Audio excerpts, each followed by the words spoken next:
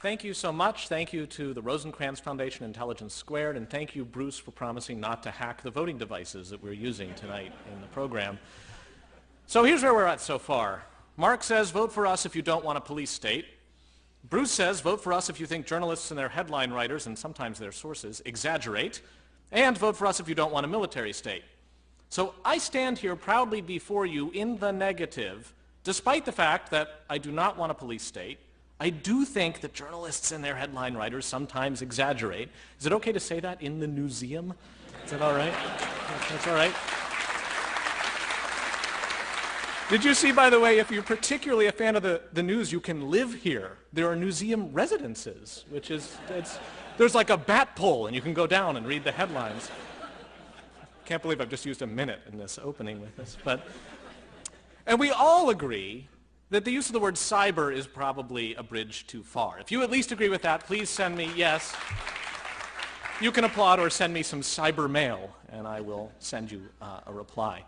What we heard from Mike were some scenarios that are kind of the watershed event scenarios, and I don't know about you, but after his riff on the banking system, I might be going to my nearest ATM and purchasing a brand new hollow mattress. I want to give a more gradual view of the vulnerabilities that you'll notice both Bruce and Mark handily acknowledge. Oh, we're not saying the system works. In fact, we agree it's utterly vulnerable.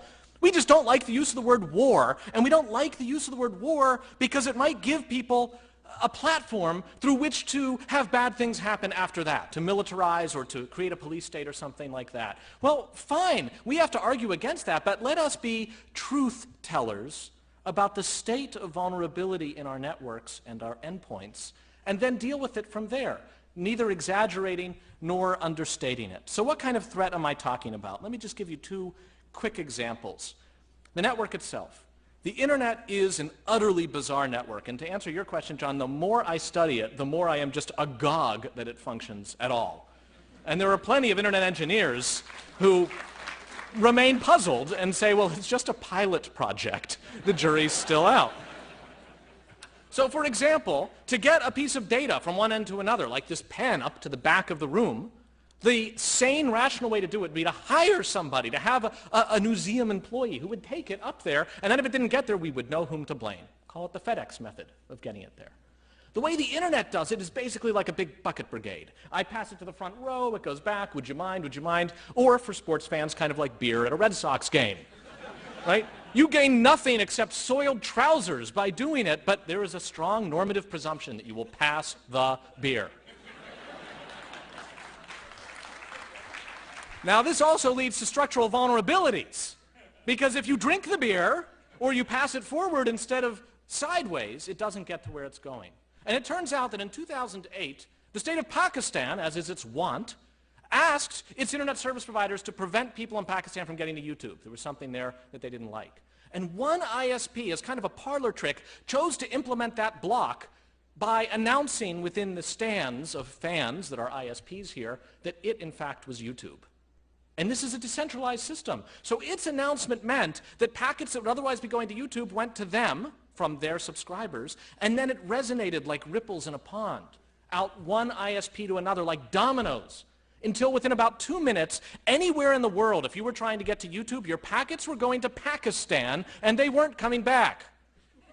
Now, that is not only downright weird, it is an example of just a whole genus of vulnerabilities that are extremely difficult to fix.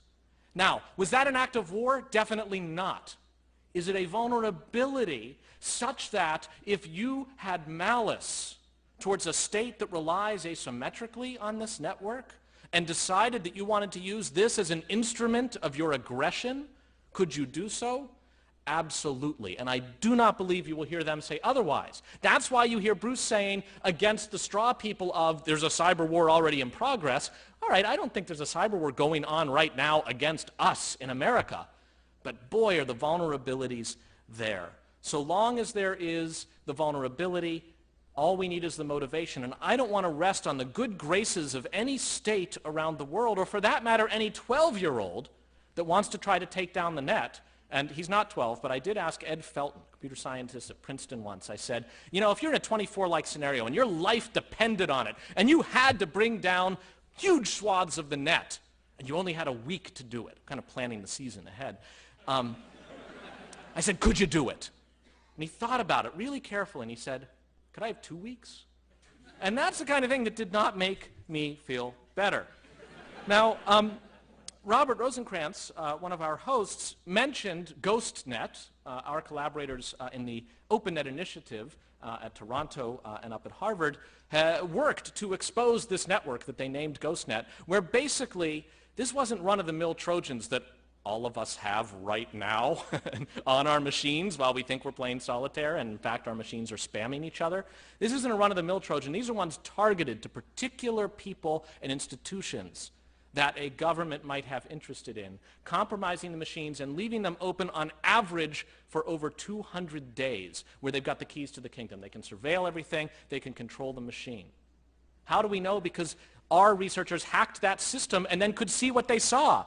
We saw the ministries of foreign affairs of Iran, Bangladesh, Latvia, Indonesia, the Philippines, and Brunei open to us if all we wanted to do was grab the files. The embassies of Germany, Romania, Cyprus, the Associated Press, not the embassy, the Associated Press itself, and NATO headquarters exposed through our view of this system.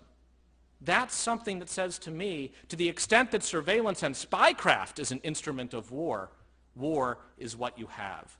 So I am concerned, as is I think everybody here, about protecting civil liberties, about not having the responses to this problem be too quick, too panicked, too corporate, or too military.